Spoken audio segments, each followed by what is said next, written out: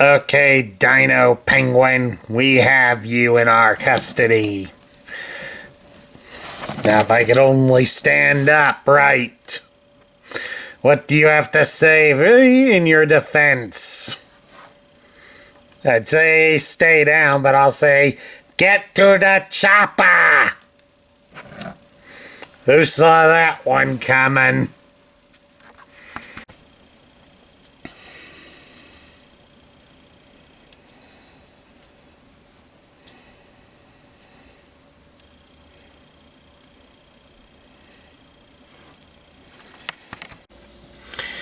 Hello everybody, Sparkster1701 here. We're continuing our look at studio figures this month. Actually, I should probably say it's Studio Decepticon month, because so far all that we've reviewed have been Decepticons. And the one I've got planned for next week will also be a Decepticon. So, we might as well say it's Studio Decepticon month. And today we have one of the more recent releases. This is Grindor. And he also comes with Ravage, both of whom were featured in the second of Michael Bay's films, Revenge of the Fallen. Which, as many of us Transformer fans also refer to as, quite possibly the worst movie ever made. Now, unfortunately, when it comes to Grindor here, there's not much to be totally impressed with. Grindor is basically a simple retooling of Blackout, the helicopter that appeared in the first of Michael Bay's Transformer films. So, despite the claims of the studio series being accurate representations, here's another example of one that isn't. Especially given with the inclusion of Ravage here, because Ravage and Grindor did not share any scenes together in the movie. So there really wasn't a reason for Ravage to be included, except to basically fill in the same role that Scorponok did with Blackout, and that is to basically transform into extra weaponry for the larger vehicle. In fact, it's even stated in early things about the script that they were confused as to whether they were using Blackout or creating a new character. And eventually they decided to settle on making it a new character. And he basically existed mainly for the sole purpose for Optimus Prime to rip apart during the famous scene in the forest that's being depicted behind him. So speaking of that, let's move them out of the way so we can take a look at their backdrop.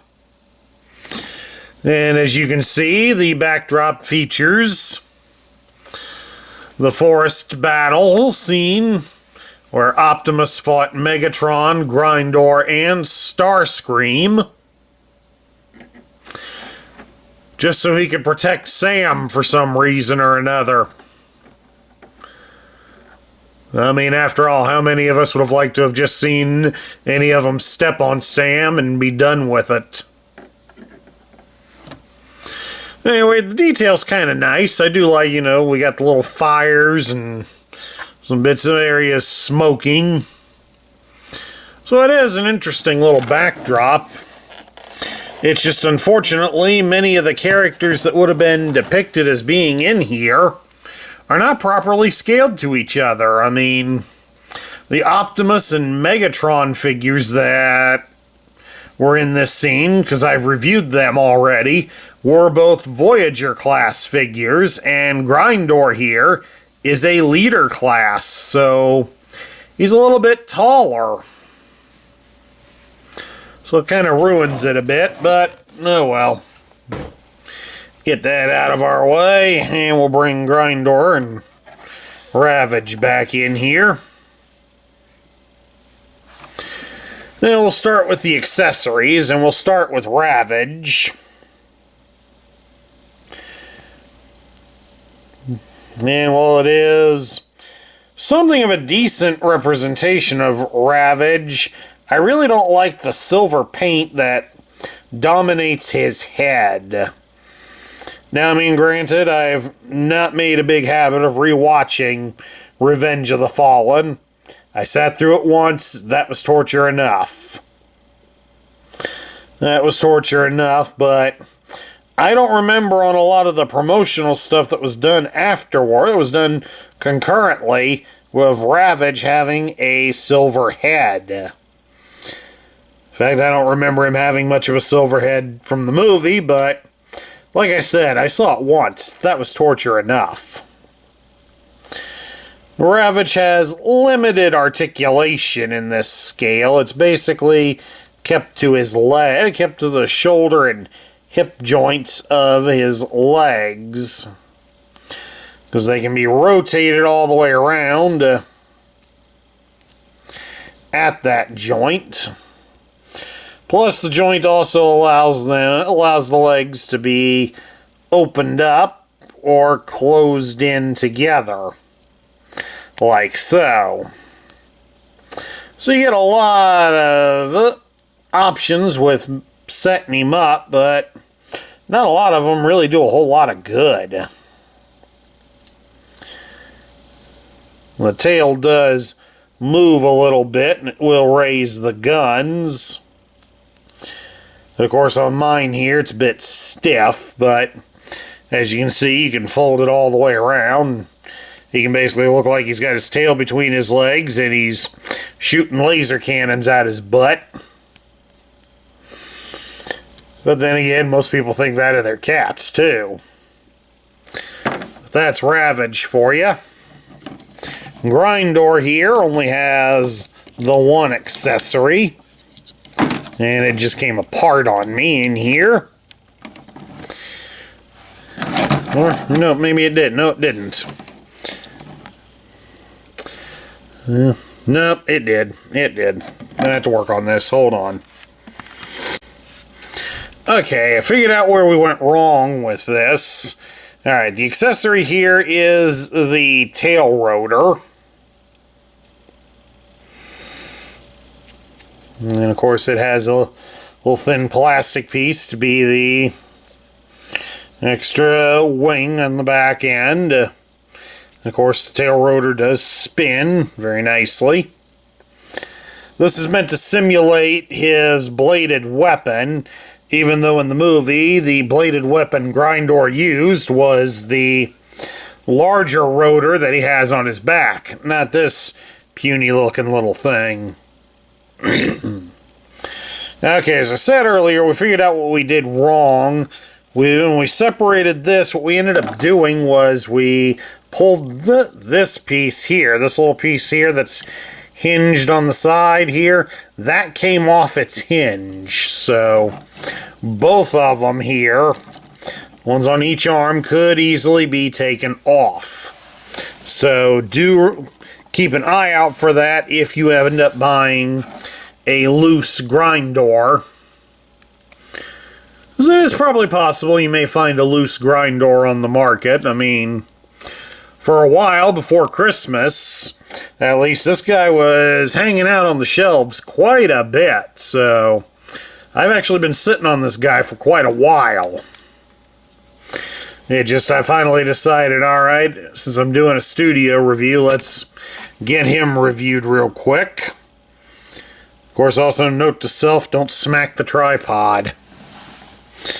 Alright, let's take a look now at Grindor's articulation, and it's okay for what he has with him.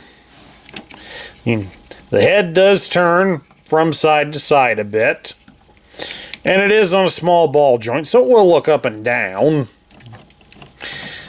Once his arm is properly attached, his arm can raise at the elbow about so far, and it rotates inside more.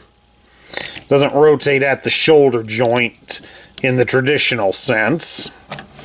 He can bend his arm at the elbow 90 degrees, like so, and he does have a swivel at the bicep. So he has G.I. Joe battle grip. He does have an opening claw hand. Both of them can do that. And of course there is articulation at the wrist, so they will wave a bit. He can wave a bit. He does not have any twisting ability at his waist, so that's no good. Listen to that nice ratcheting sound. You can spread his legs apart into a full splits. Oh, love that ratcheting. You can also, you got a thigh cut, so you can adjust his legs at the thigh, if you so desire. You can raise his legs up at the hip, but only very little. And he does have double jointed knees. And there is slight articulation at the ankle, which, as you can see, when you're moving him at the ankle, his knee pads also move. So the articulation with him is kind of hit or miss, really, folks. He's got it good in some areas, but it's terrible in others. Okay, Grindor's a bit of a pain to transform, but I think in a lot of cases he could be a lot worse, per se.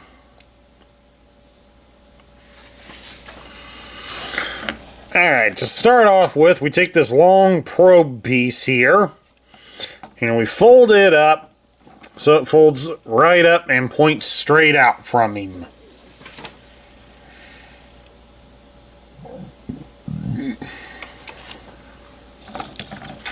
Then next we want to take his hands, and we're going to rotate them at the elbow to turn them around so that they're facing the other way.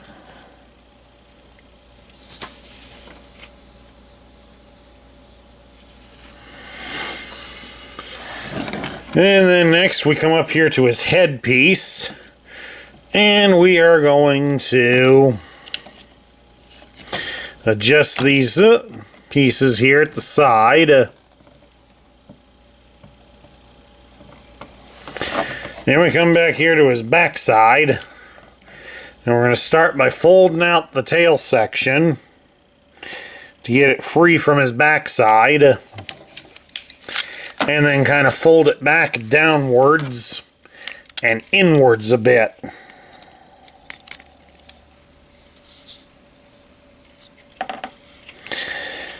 And then, of course, once we've folded it inward a bit, to get all the joints straightened out, we can stretch it out to the back. You're going to come back here to the back of it and get this section folded down flat and extend out the tailpiece. So that way we're starting to get the rear of the chopper out.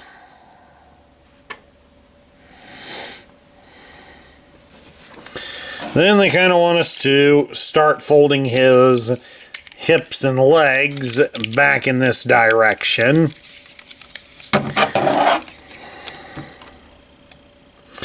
And we're going to turn him over because they want us to raise up the hip shield a bit, like that. Then we start to spread the legs out a little bit to give us a little room to work.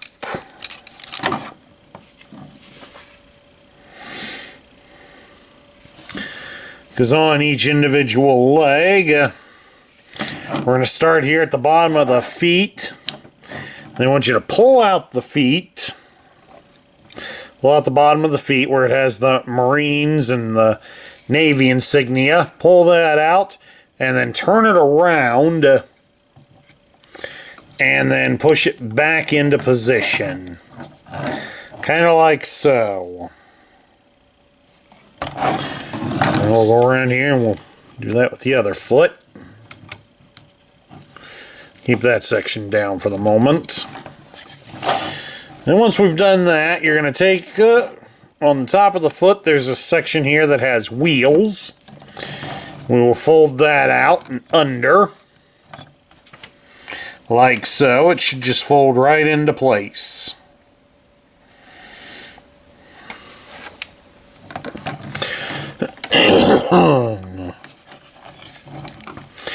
Then you're going to come back to his legs. We're going to stretch them out at the ankle joint. Then you will want to turn them at the thigh so that the knee pads point inwards.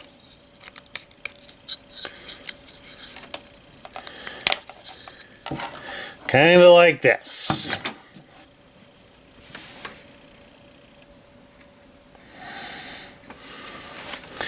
And of course, once we've done that, we can try to bring them together a bit. There is no real joint to connect them by. So you just get them in together. And then kind of fold them down a bit so they're not in our way.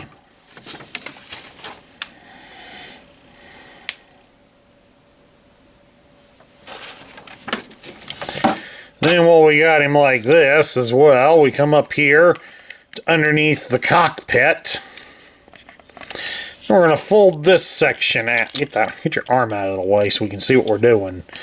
Come up here and fold out this section up front. Also make sure you're bringing out the landing gear too.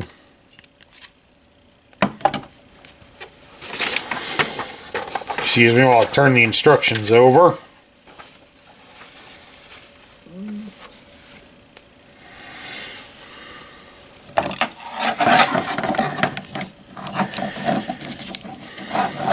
Because as we're doing that, they're going to want us to take this section here, open it up slightly so we can slide up the number piece that's here in the middle of his chest. So that should shift on us. And unfortunately, there we go. Now we got to fold it down, then we can get it up, and then it folds into position. That's where we were going wrong. A little bit of self-sabotage there, folks.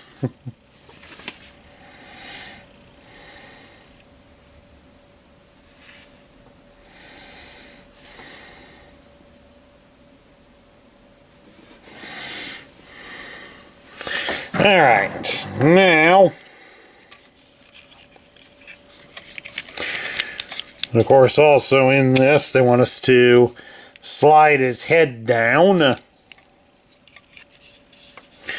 And once his head is down, we can take this piece here and fold it down to create the full cockpit. Then they want us to separate the arms out to the side a bit by separating them from the attachment to the cockpit. Because you're going to start folding over a lot of the panels here on the side to kind of close things up on his arms. Don't worry about how perfect it looks, because we will adjust it in a few moments.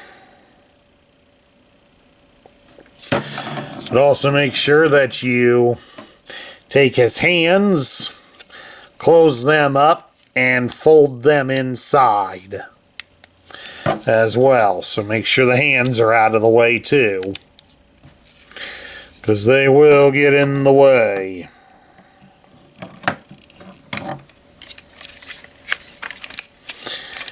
And then we slowly start shifting pieces, like these hinged pieces here at the top.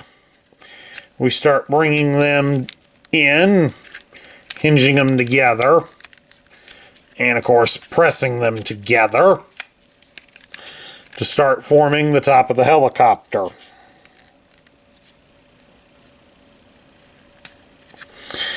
And then these larger pieces here on the sides, we will start to fold inwards like so.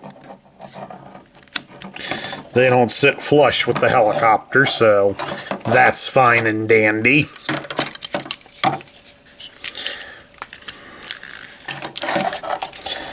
And we can bring forward these panels here that are hinged next to the rotor blade. Those need brought up and brought together, so that way they'll help form the sides.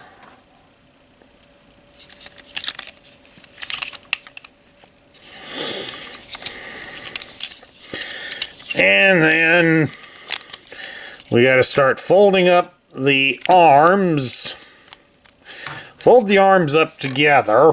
As you'll see, there's a, on this part here on the arm, there is a notch and a hole.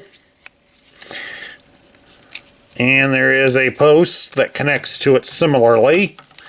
So it'll look like the missiles for the chopper. You just gotta line those up properly, and they should snap together.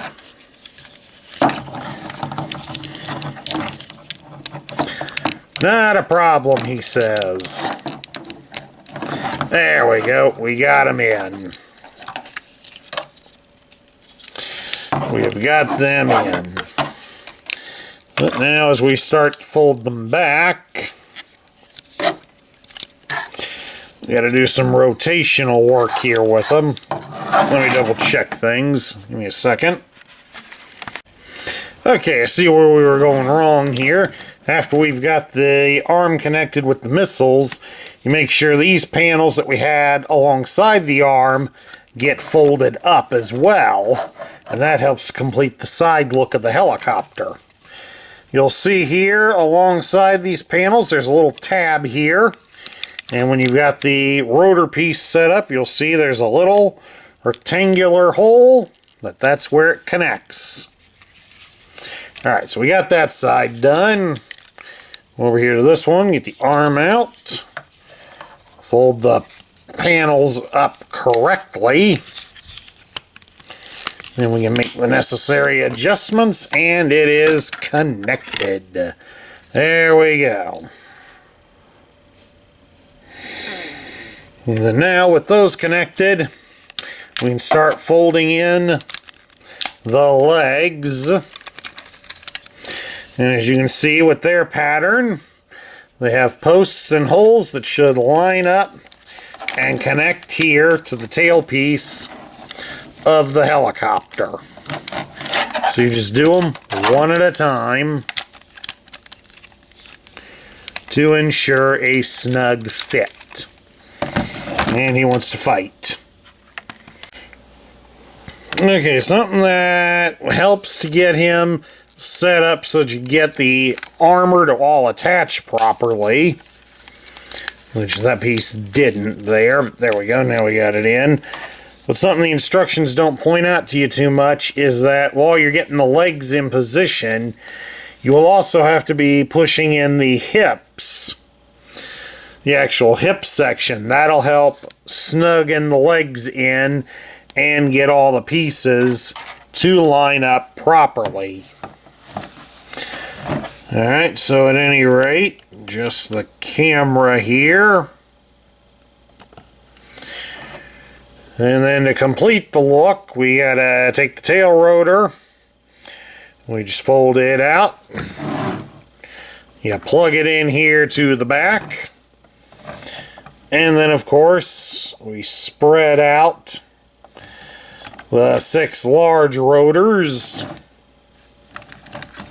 making sure they don't take things apart up here, too. And then there you have it. A heavy marine helicopter. And, of course, to deal with Ravage here, they want you to fold his front legs like so. Fold the back legs like so. And then Ravage gets to hide in here. There's a little post that should connect to the hole on his belly.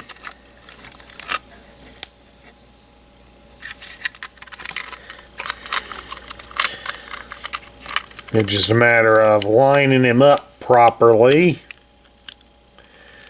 and putting down the proper pressure. And thankfully the tailpiece popped up, so that'll make it a little easier for us to see what we're doing. And he does not connect very well. Forget him. Alright, so now we get down to my thoughts. Well, this is a pain in the neck, folks, to be honest with you. The instructions aren't exactly very clear on, like I said, having to push the hip in. Excuse me. And so with that, it does make it somewhat frustrating to try to get all the armor to line up and hold together. And then even when you've done it, as you can see, it doesn't take much effort to pop it free. Then they instruct you to attach Ravage in there in the back, and he doesn't attach. Because the post is obviously not built to grip him very well.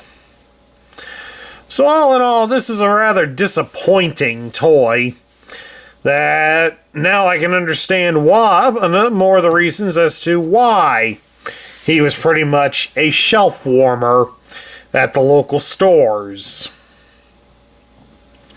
But of course, it's also not helped that since he's basically just a copy of another character, that means he's also in the wrong helicopter. And just made up to try to look like it, but in reality, he isn't. So, another rather disappointing figure in the studio lineup. At any rate, that's my review of Grindor and Ravage from the Studio series. I hope you all enjoyed it. And please do remember that if you enjoy the content that we feature here on this channel, please do remember to like, share, comment, and subscribe. This is Sparkster1701 saying I will catch you all later.